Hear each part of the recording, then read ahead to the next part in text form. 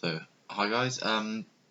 So following my introduction video, I thought it'd be a good idea to do some more in-depth views about individual bits of kit. So, first place to start, this bad boy. For those of you who haven't seen it already, this is called the Aspire Atlantis.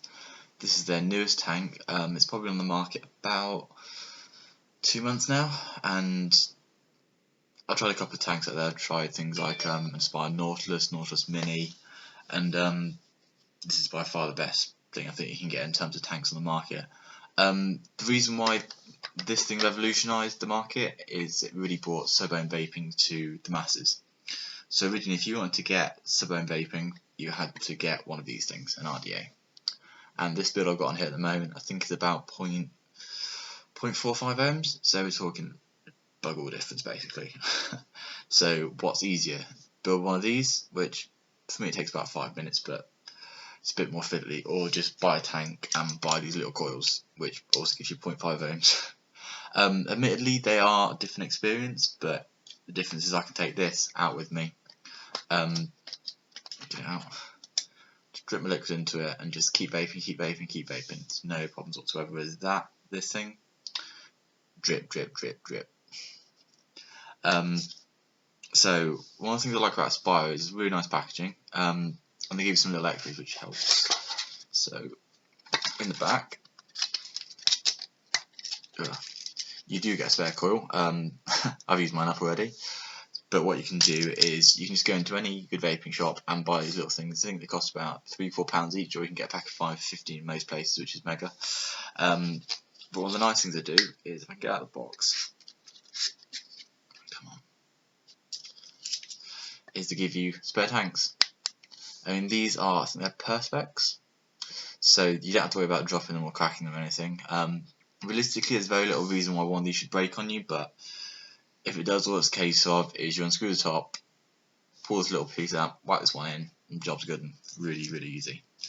So let's talk about different parts of the tank. So at the top here, you've got a drip tip. Basically what this does is it takes vapour from the chimney and just increases its aperture a bit so you get a better vape. You can change these out depending on if you don't. I mean, some people think that the metal gets hot and they don't like the sensation of warmth in the mouth, so if that's you, that's you. So the next part, you've got this metal piece on the top, again very nicely engraved with a spire on it. And this bit, as such, you can just see in here, this is called the chimney. You got your tank and your base. I mean, one of the great things about this tank is also the airflow, because I mean, that's wide open, but you can go wide open to, okay, going. You then got a tiny hole, and you've got a slightly bigger hole, nearly all the way open, and back to fully open. So for those of you who don't know, why I have different hole sizes.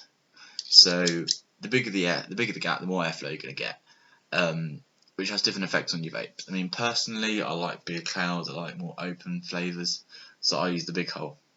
But if you decrease the airflow down to a small hole, the vape's a lot more dense, there's a lot more flavour in it.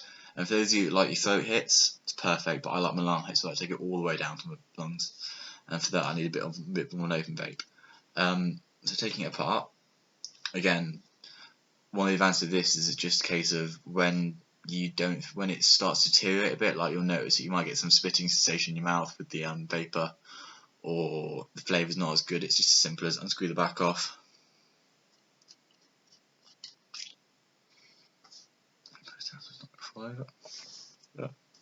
Then you see in here you've got your coil head. Again, it's just a little case of screw it out, whack your old one out, whack your new one in, and it literally takes like 30 seconds. I mean, like, what more could you want? Oops. And then just make sure that you're always putting on this way up, because if you don't, you'll flood the chimney. And the next time you start vaping, you'll get this massive hit of liquid in your mouth. Well, it's not going to kill you, it's not going to taste pleasant. So realistically, what else on the market is there like the Aspire Atlantis?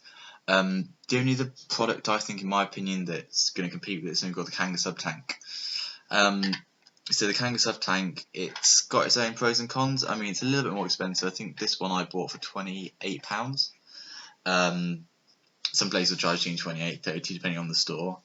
But you basically pay the minimum. All you're getting is a tank and a spare coil.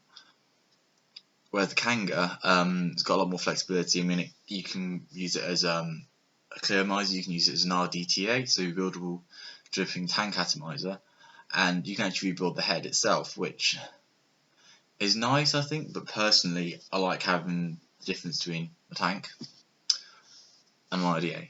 So when I want to really cloud chase and I want to get that experience, this is great because it gives me a bit more flexibility, a lot more air holes, and yeah, if I want to drip, I'll drip. I don't really need to have one thing that does both, if that makes sense. So yeah, this tank is rated at 20 to 30 watts. So realistically, your little ego batteries like this thing will not power it. There's no way in hell it'll power it. So you need to get yourself either a mechanical mod or a box mod. Again, I use my Zagala 100 watts. This is perfect for it. I mean, don't take that 20 to 30 watts as too strict.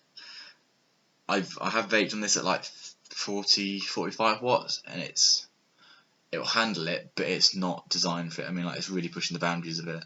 It's not like you can break it. It's not like you can break it as such, but in terms of getting the best production out of it, you need to be doing it at 20 to 30 watts.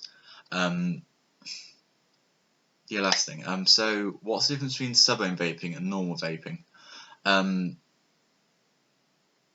Different people like different kinds of vaping. Different people like flavors, clouds, etc., etc. Sub-ohm vaping allows you to produce more vapor because by lowering the resistance of the coil, you can push more power through it. You can heat it higher, and you can create more vapor. Simple. But you just need to be really, really careful of your safety, guys. You need to make sure you're using batteries like these. These are great. They're from Samsung INR 18650s. They're rated to, I think off the top of my head, 30 amps 30 amps continuous discharge and 50 amps pulsing discharge, which is more than what you need. That, or you say you need VTC5s, but unfortunately they stopped making them, which is a real bugger. Basically, don't scrimp on your batteries. It's going to be the end of you. Because if you've got a battery that can't handle the kind of power output you're trying to give it, you'll press this and your batteries will go bang. And you probably won't get hurt, but you give yourself a shock, and it's just not worth it. So make sure you get good batteries. So yeah, in case you haven't seen it already, let's have a quick vape on it.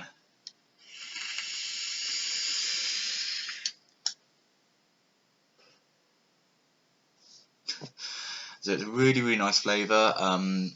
It's better than I had made tank before. I mean, miles and miles ahead better than these little rubbish things, but I'm kind of now hooked on that, so that's all my references. The clouds aren't as big as a dripper, but again, portability, I can take this around with whoever I want, just take it out of the pocket, vape, perfect. So yeah, if you're looking for a tank, you're looking to get into sub-ohm vaping, or you're looking to invest that bit more, personally I go straight to one of these. I know quite a few of my friends have gone to Nautiluses, which only cost about £20 in comparison, but I give them go on Atlantis and they're like, wow, I'm like, well, why didn't you spend the extra 10 quid, come on, it's a no-brainer. So yeah, I'll leave the links to it down here. Any questions or whatever, drop them in the comments. Cheers guys.